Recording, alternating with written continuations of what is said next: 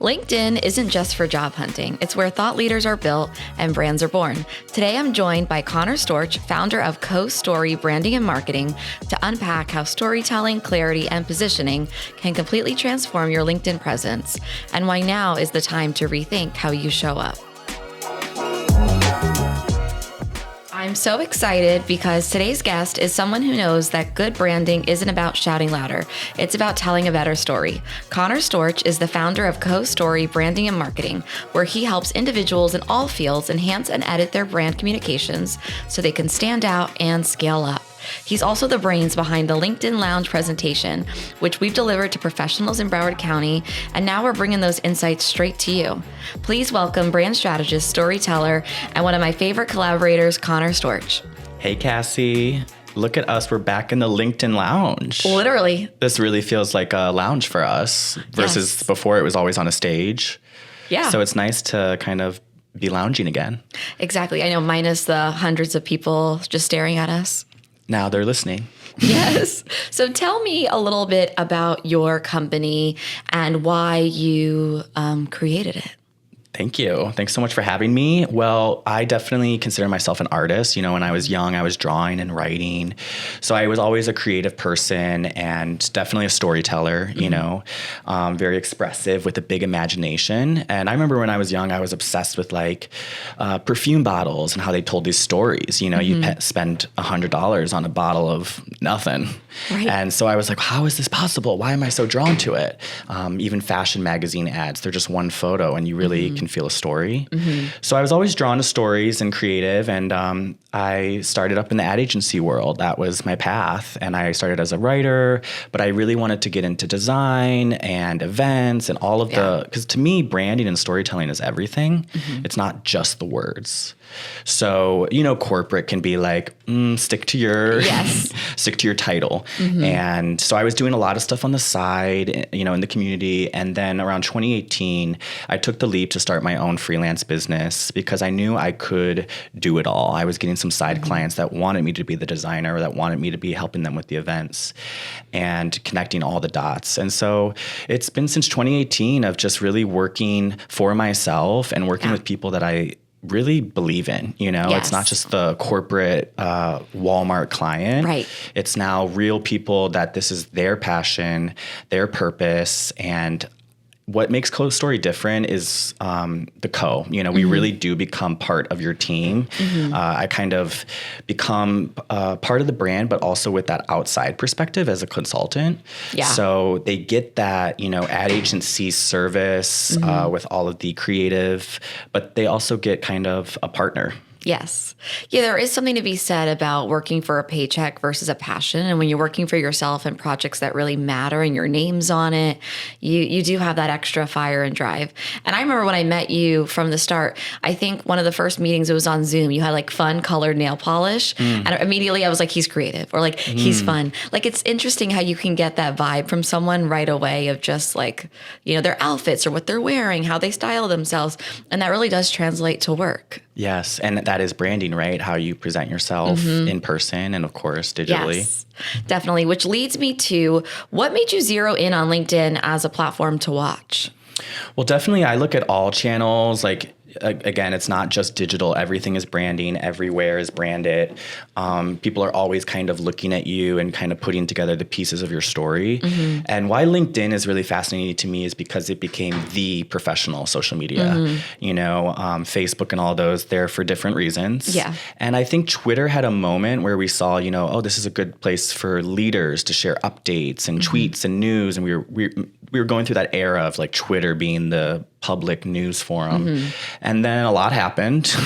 And, you know, just all the hate speech and all of the controversy on Twitter really took away the professionalism. And so LinkedIn was there to swoop in and become the official, you know, space for professionals. And I think we all have a personal brand, whether or not you're working, you know, full-time at a corporation, or if you're a freelancer or a full-time mom, you still have a personal brand. And I think it's really powerful to have this public, free platform where you can put yourself out there and at the very least just kind of, you know, keep it as your landing page. You don't have to be active, but you should, if someone Googles you, should be there. Definitely. When we have been giving this LinkedIn Lounge presentation, it's been to professionals, in Broward County. And a lot of them have, already great careers and they're doing great things. And we were telling them, if you're not sharing it, no one's going to know. And what's interesting is when we were giving these presentations, you were really coming at it from that personal branding side. I was coming at it from the social media manager, like analytics data side.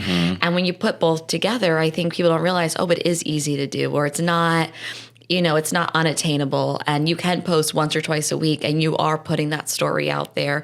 And something that we brought up in that presentation too was that if you don't put it out there, or you don't make your own brand, someone's going to make that brand for you, and people are going to judge you anyways, or they're going to think something of you. And if you decide to have no social media, that even says something about you as well. Exactly. That's what kind of the whole mantra of Co-Story too is, controlling the story. Because if you don't, someone is going to fill in the blanks for you. Yes. There's no story off button. Yeah. Unless you live under a rock, which jealous. But definitely, if you don't have a LinkedIn and someone Googles you, which is what people do when they meet you, or if they're interviewing you, or whatever it is, they're thinking of working with you, they're definitely Googling you. And if, let's say it's, no LinkedIn page shows up, maybe it's like an old, that's what they're going to see.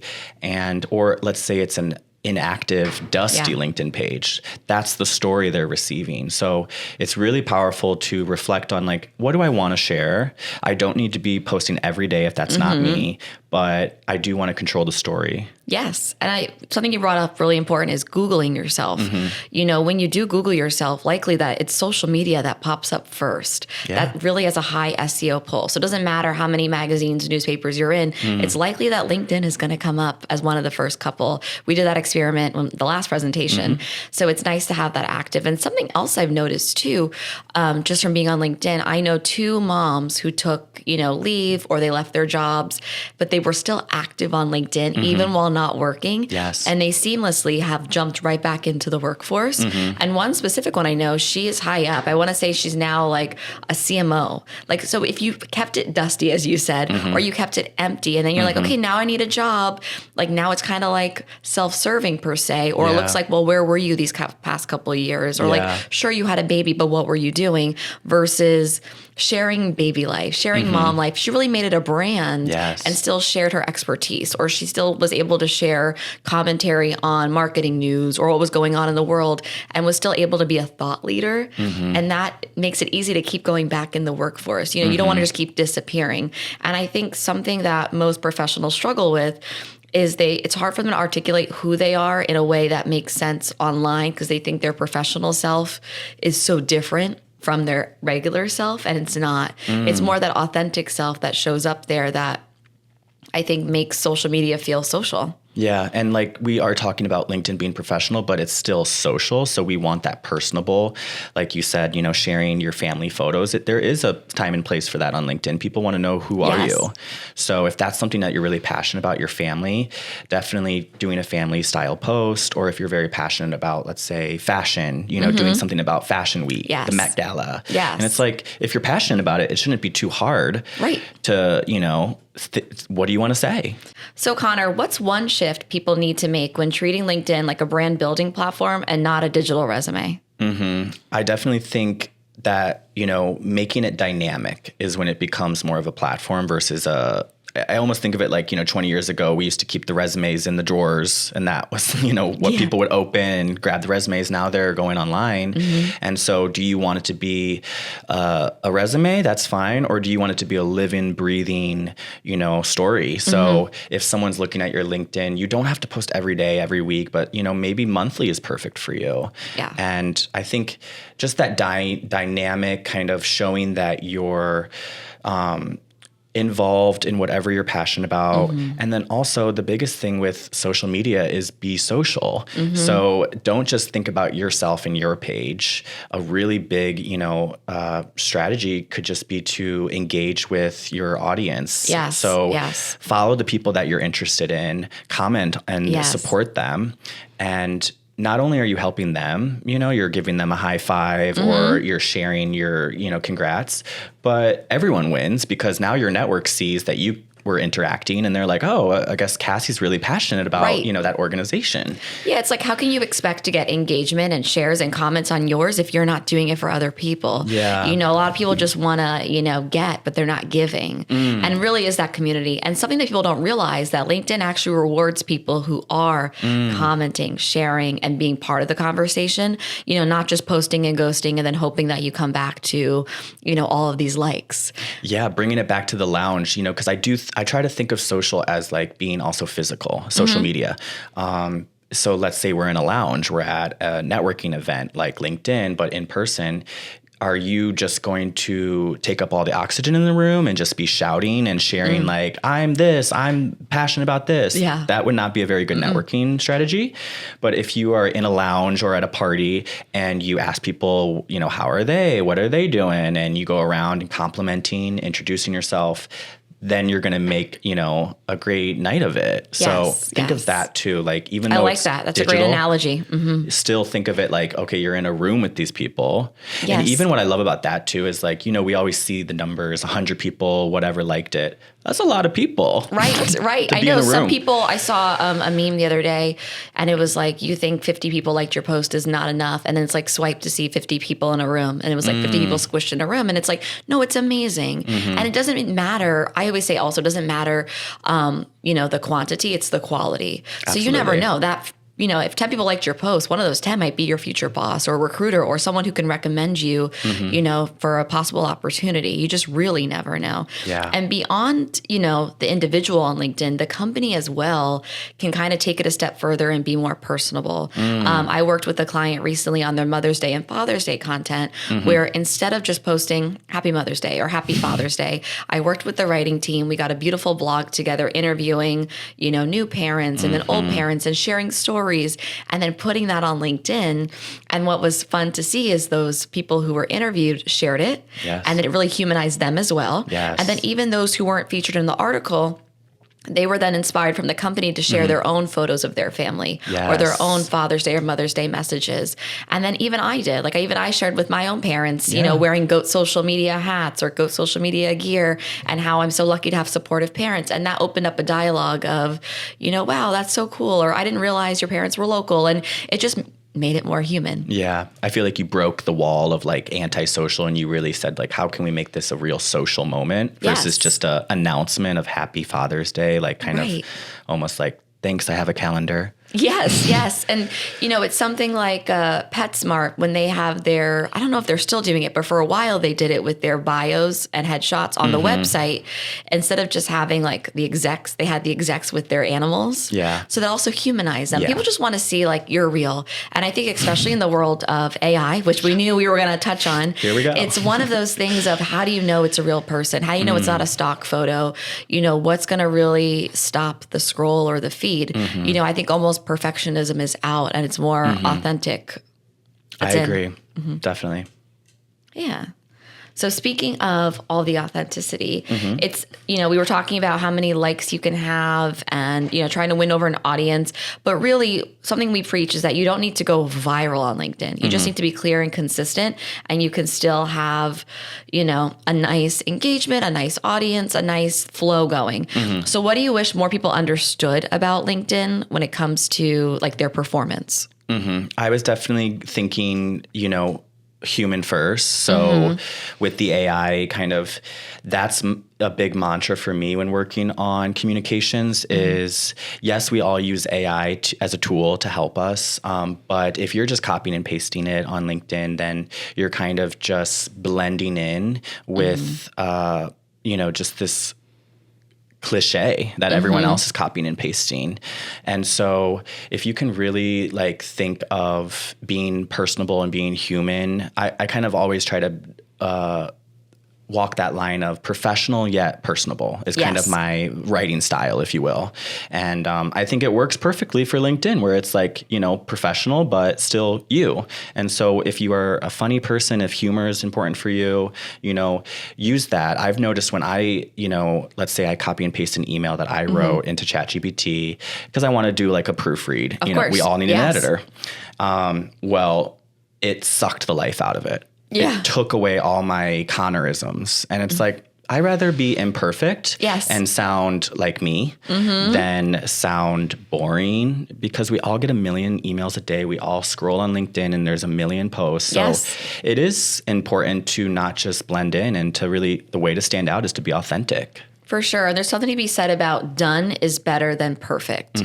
I think some people, they'll listen to this and they'll be inspired to work on their LinkedIn, but then they'll get stuck, or they might freeze and say, well, it's not the perfect post, or I don't know if this is going to be a viral moment, or I don't know if I love the way I look in this photo. Yeah. So I think, getting over that and just posting, done literally is better than perfect. Just do it. Don't wait. Yeah, I definitely like that call out, because I think, it is hard to put yourself out there and to talk about yourself and share your story, and think of it more as a collaboration. Like, who are your people to help you? Obviously, we're here to help. Yes. But maybe it's, your sister or brother, and like you can just ask them, hey, can you proofread this? Can you take a photo of me? But definitely, there's no award for like the most likes. No. The real measure of success is like, did you tell your story? Exactly. And did you, like when you go to a networking event, just the one person you could connect with could make a big difference in your life. Definitely. And something we've touched on a bunch so far is the fact that we're talking about images or videos accompanying post. And I think that takes it another step, or it really like amplifies it. Yeah. You can do a text only post, and those are great, and sometimes they're necessary, but when you can add a visual, it does make people stop. I mean, say you're reading a newspaper article or a magazine article, or you're scrolling on social media, you're going to stop with a catchy image. Yeah, it was interesting today. I, was looking at LinkedIn before this, and I saw someone shared a YouTube link, and it looked terrible on the feed. It was like this little baby image of a link video, and I was like, if they would have just posted it native in the app, they would have gone viral.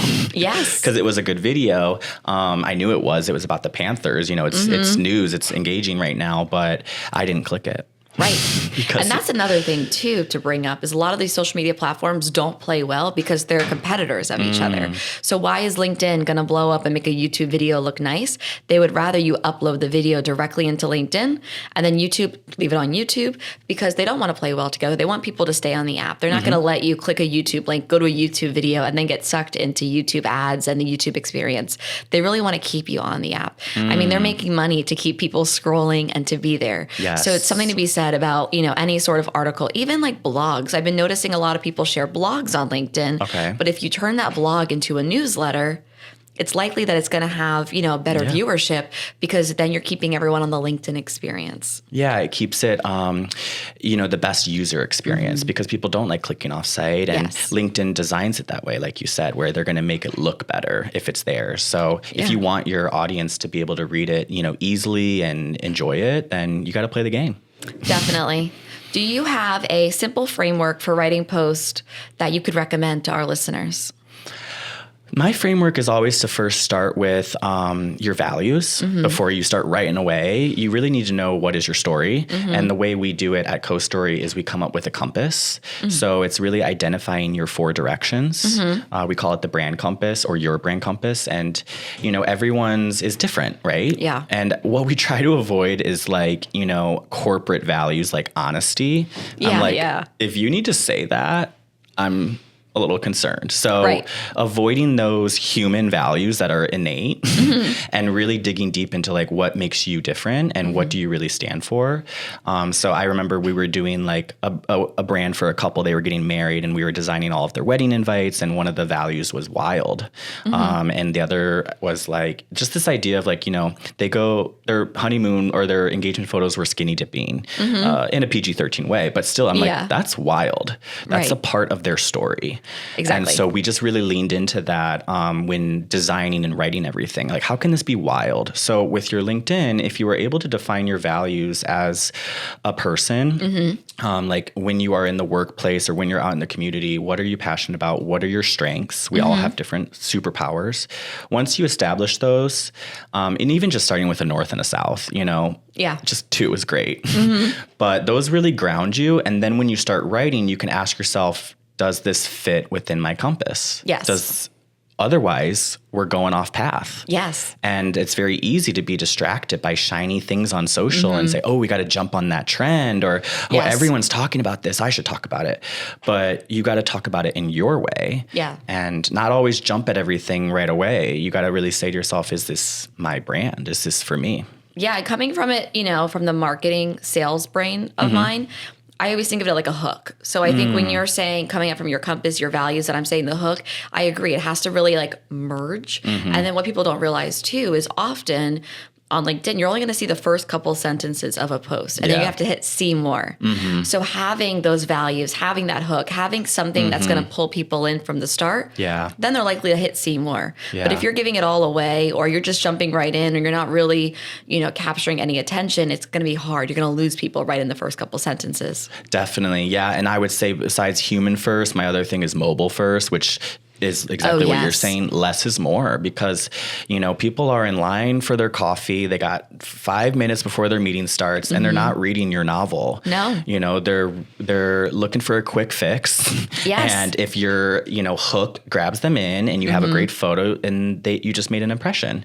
But it's kind of sad, but it's just the world we live in, where, our attention span and our time is, just scattered. And so just to break through that, it takes a little bit of humanity and also simplicity. Yeah, no, there was a study recently, and I'll definitely link it in the show notes, where humans have less of an attention span than a goldfish right now. Oh, we're That's there how now? distracted we are. So the fact that a goldfish has more of an attention than we do says a lot. So, you have to be able to design around that, or be able to cut through that noise. And when you said mobile first, that really brought up too the fact that a lot of people are consuming short form videos on their mobile. Yeah. And LinkedIn is encouraging the use of that as well. Yeah. So, I think a lot of people think they need to have like these produced, heavily edited videos. But honestly, like an iPhone video on LinkedIn is great. You can share those. But adding captions so that people are, like you said, standing in line for a coffee or waiting in a doctor's office, they can still watch your video. It has captions, it has subtitles, and people can still enjoy it and digest your content. But it is still living in that, attention-grabbing mobile first world that we're in. Yeah, the videos look great on LinkedIn now. They've gone like fully immersive. Took them a while, but they did it. And then great point on closed captions, like, because some people are, scrolling on the bus, and it's like, if you can kind of just keep it easy for them, the easier the better. Definitely. And like you said, immersive, they really are. If you really are using the mobile experience, a whole video almost takes up the screen like a TikTok. Yeah. So it's unique, but it does capture your attention, because if it's taking up the whole screen, you're not too distracted about what else is going on. I think that's why, TikTok's become addictive. Yeah. And I think LinkedIn is learning from that. They all are, for sure. Yes. For better or worse. So Connor, what do you wish more people understood about LinkedIn? Well, I think one of the biggest things, we work in social media, and I'm sure you agree, it's a love-hate relationship. We love it. We make a living, and we love being creative and helping our clients get their story out. But also we know that, it's a terrible user experience on desktop. There's just like a million things to look at. If it was up to LinkedIn, they would want you to post every single day. Yeah. And just that's what they want. They're a for-profit company, and they want you to be stuck on LinkedIn all day. So they can sell ads. Yes. And then those ads, the advertisers could say, okay, we got this many impressions and views and clicks. Correct. Yeah. So I think it's important for us to encourage our clients, and also for everyone at home to remember that, like, it's okay to take a break. It's okay not to post every day. It's actually encouraged. Go outside, go for a walk. Touch grass. Yeah. And maybe you can get great content while you're out, but if not, leave your phone. But definitely that's like when we recharge and we get creative. So I just know that it's a lot of pressure to put your story out there. And when you post something, it's up there. Someone can screenshot it, and you got to be really careful about what you're sharing. But maybe, just going easy on yourself, and maybe working with someone else on it, so it's not so like, is this okay? Working with someone who can tell you like, hey, this looks great, post it. Right. But definitely I think it's really important for everyone to know, like, there's no award for the most likes. Yes.